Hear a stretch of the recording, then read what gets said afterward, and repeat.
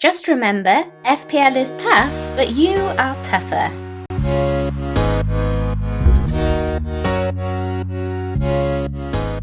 Hi guys, I'm FPL Ninfria and welcome back to the home of FPL videos, back with another pre-season 5 template team video for you, designed to help aid you on how you could set up your FPL teams for the 2021 Premier League season. Each template will cover the main players in the template team name, with mention to other key players who could make up the rest of your 15-man squad. Feel free to watch, gather ideas and pick and mix the best players until you get the perfect balance for you.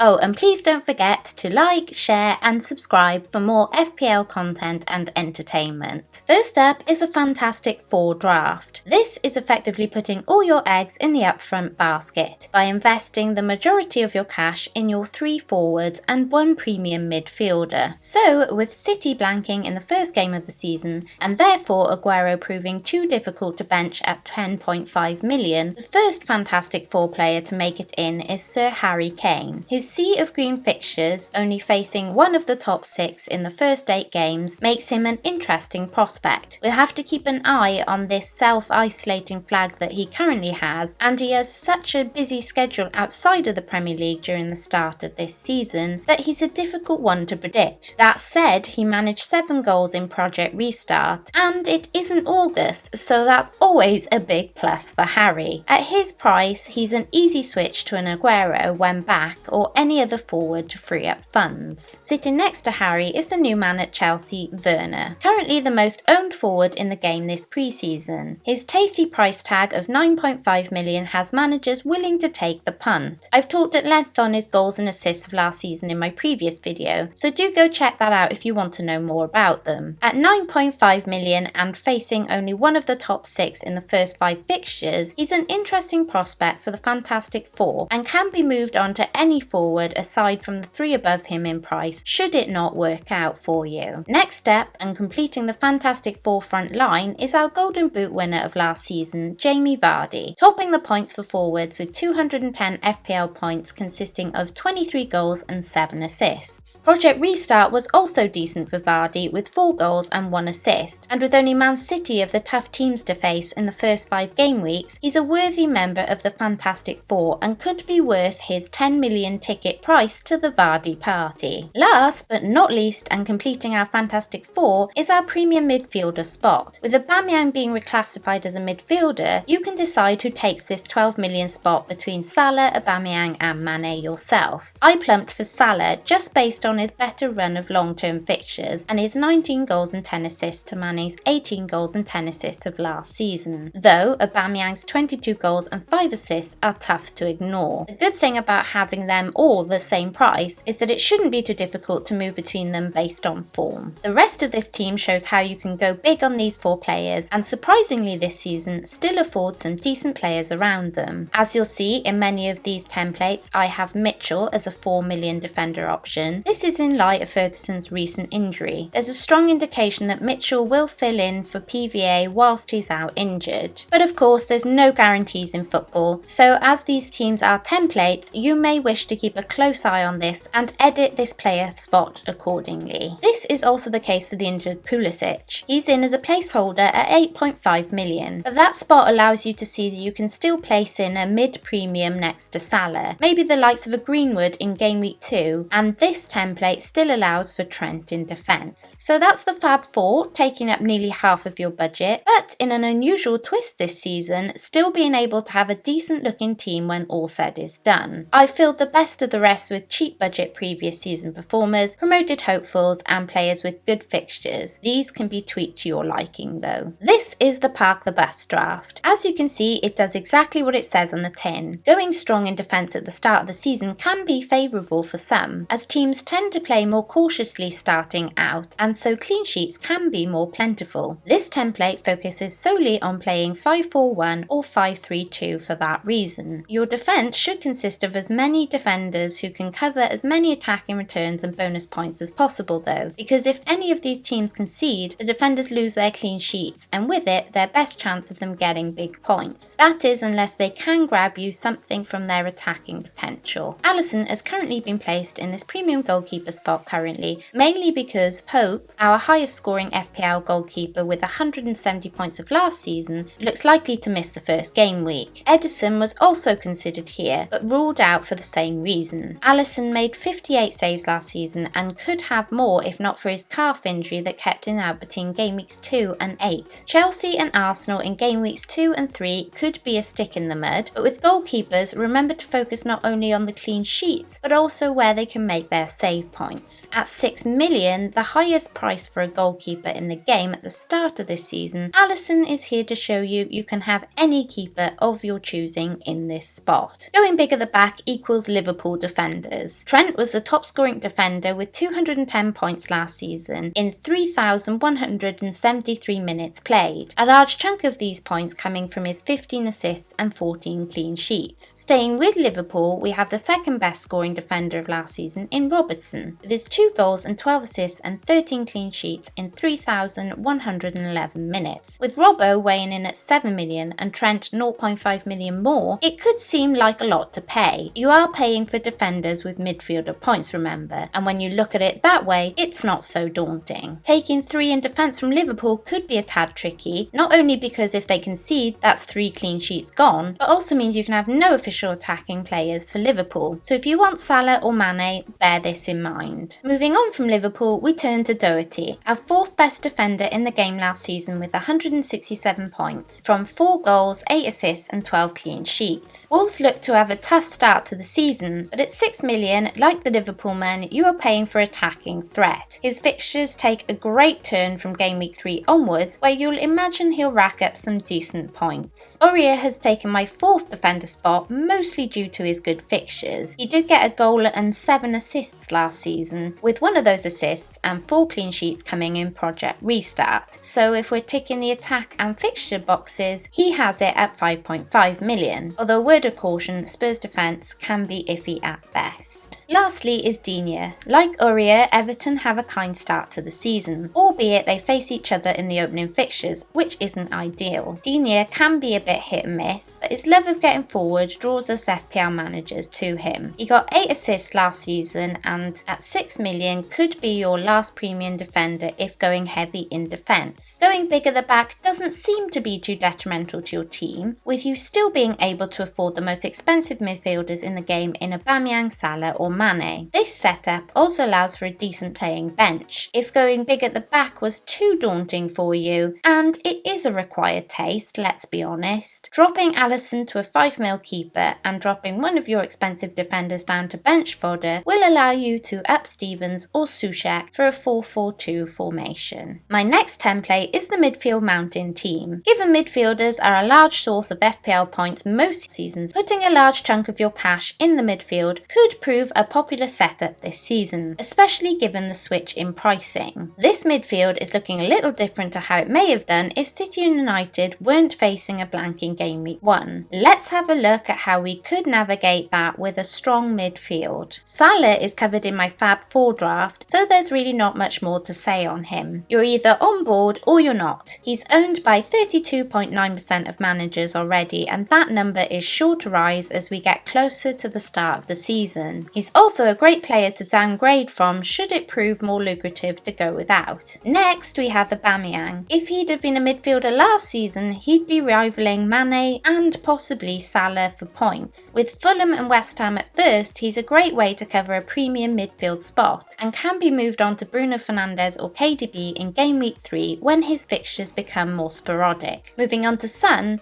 got 2 goals and 3 assists in Project Restart and has a great run of fixtures at the start of the season. season. With European games midweek, Spurs are looking like a team that are going to be very busy at the start of this season. At 9 million though, Son is another player you could consider shifting on for City or United assets based on his form during this busy period. Next is Salah's counterpart Mane. Mane was just short of Salah's points last season with 221 points to Salah's 233. Mane strikes me as the type of player that will not be happy about this and will try his hardest to change that this coming season. Going with Salah and Mane can be a mixed bag. As someone who has dabbled with it myself over 2 seasons, it either pays off massively or falls flat on its face with shared points. The good thing about starting the season with both is already being early to the party. Even if you keep them both for 2 game weeks, you'll get a good look at who you fancy long term and a good idea of what the community think tank is on either of them. Completing our midfield mountain template is currently Pulisic, though with his injury and Ziyech having joined for the Blues and possibly Havertz on the way, it's tough to know which Chelsea midfielder could be worth a punt here. Either way, if you didn't fancy Chelsea assets despite their good start, facing only one of the top 6 in the first 5 game weeks, you could look to Leicester in Maddison if fit, Barnes or Tielemans, or take a punt for anybody you fancy for 1 game week, knowing that this spot can become Greenwood in game week 2. Now, I realise this template makes the rest of this team look very light. Mitrovic with 26 goals and 3 assists of last season is a starter, and Ayew is also pretty nailed to start, though going without Trent would be a big worry for me. At least with this template, you have 3 players in the 12 million price bracket that you can downgrade, and within 1 or 2 transfers you can easily change the shape and setup of your team. For instance, downgrading Pulisic to a 5.5 million midfielder allows you to shift Vinagre to Trent. This is the balanced squad draft. This means different things to different people, but for me a balanced squad draft is 2 premium players in each position and a premium goalkeeper. With Burnley ruled out of game week 1 it seems, I've placed in Patricio. Again, this could be any 5.5 mil goalkeeper or less of your fancy, but as the 4th best goalkeeper with 13 clean sheets and 153 FPL points of last season and a great run of fixtures between game week 3 and 7, he could be worth considering as a set and forget. In defence, Trent and Doherty have been placed in as premium assets, for the reasons discussed in previous templates. However, if you fancy 2 of the premium assets, you can take a look at my Park the Bus draft for ideas. Again, the premium spots in midfield and up front have been chosen much for the same reasons discussed in previous templates. Pereira scored 8 goals and 20 assists in 42 league games for West Brom in the Championship last season, so could be an interesting 6 million option if he continues his form into the Premier League. Sat next to him is St. Maximum, another interesting budget option. He got 3 goals and 5 assists last season and looked great during Project Restart, even replying yes to a fan on Twitter who asked him whether or not they should get him in their FPL teams. With good fixtures, he could be worth a shout. Usually, I look at the balanced draft and I think it's a viable option going into the start of the season, as it's usually a nice way of having a mix between safe options and some differential punts. It also allows some playing options on the bench. For instance, I have added Dallas, which could be Ayling or any 4.5 million defender of your fancy. Whilst I still think it's not a template to be ignored, I do think it's a template that will need planning to accommodate blank game week 1. Just before moving on to our final draft, please don't forget to like, sub and hit that notification bell if you're enjoying this content. Moving on to our last template, the blank game week cover team. What if you want Manchester City and Manchester United assets from game week 2 onwards, but don't want to be tied to making a transfer or taking any hits? Well, in this draft, I have made a team that allows you to have a couple of assets from the blanking Manchester clubs on your bench, but still allows you to put out a competitive team for blank game week 1. So here goes. The first name on this team sheet is Ryan. He's the 2nd highest owned goalkeeper in the game right now, and I think that's because he's a nailed on 4.5 goalkeeper option. With Martin as a possible rotation risk and McCarthy scoring less points than the Brighton man in last season's FPL, it also means you can go for the likes of Walker-Peters in defence without doubling up on Southampton defence. This template still allows for Trent, a necessity I feel if fit. You'll also notice I've added Lascelles in a few of these templates. Based on fixtures, a 4.5 million Newcastle defender could be worth a shout, and Lascelles can get the odd attacking return, and does seem to be over his recent injury. Justin was highly touted at the end of last season, with Pereira out till the beginning of October, and with an assist to his name, he could be worth a shout. out. He's an attacking right back, so again it's hoping to expand your output from just clean sheets. So keep an eye on this one. I'm not sure if there's potential for any threat to his position. In midfield, I have still allowed for Salah, which of course could be Mane or Aubameyang depending on your preference. And next to him, he's backed up by Sonny. At 9 million, he can be any midfield premium you like, but makes it in for the reasons mentioned earlier in the video. Of course, with that, there has to be some compromise with this template, and that is, for game week 1, you'll have to consider some punts in midfield. Soucek seems a favourite in the community. The cheap 5 million price tag helps. At the end of last season, he managed 3 goals, and he's already scored in a pre-season friendly. For the first game week, he seems like a worthy punt against Newcastle, but after that, his fixtures turn a nasty shade of red, which is when you'll want to move him to first on your bench. You could also consider Richie in this spot. He missed a portion of last season due to an ankle injury, but got 2 goals and 1 assist during his 1,312 minutes played. And as talked about with St. Maximum and Lascelles previously, the fixtures have fallen kindly for this team. Next to Soucek is Saka. At 5.5 million, I can't look past this guy for value. I would be shocked to see Arteta bench the youngster after such a good end to the season, and he's already played him in pre-season where he's managed to get an assist. With Salah in this team over Aubameyang, it allows for some Arsenal coverage with their favourable start in fixtures. The other compromise here is that we can't reach a Vardy or a Werner up top. Instead, we're left with a 6.5 million and an 8.5 million spot up top. For me, I prefer Mitro's fixtures over Antonio, but Antonio made a strong case for himself in Project Restart. Next to him, I currently have Ings. This golden boot chaser is worth a shout with 22 goals and 2 assists of last season with a great run of fixtures to boot. That said, I wouldn't argue if you wanted to stick with Mr. Consistent in Jimenez given his 17 goals and 7 assists of last season. But this bench is what gives this template its cover name. As you can see, KDB and Martial are nicely warming your bench, ready to come in for game week 2. No transfers needed. Just switch out 2 of the players of your choice, for example Soucek against Arsenal and Walker-Peters against Tottenham, and placing KDB against Wolves and Martial against Palace in your team, ready to face a decent run of fixtures. The other things to note about this team is that I have tried to give you a plain option in Mitchell first on your bench in case for some reason one of your players misses out, though as mentioned earlier it is iffy on how much game time he'll actually provide. I've also made Nyland the backup 4 million goalkeeper based on the fact he should get some game time, at least at the start of the season, because Heaton is still recovering from injury and Reina was only at Villa on loan. I wouldn't be looking to play Nyland necessarily, but if you can have a player that cheap that plays, that is getting some game time, then he's worth it as a bench option. It's at this point I'd like to say thanks to my sponsors fantasyfootballfix.com, so make sure you go and check them out. The link is in the description below. And that's it you guys, thanks for watching. Please don't forget to like, share and hit that notification bell and subscribe for more FPL videos with hints, tips and lots of entertainment. Until next time, Nymphria out.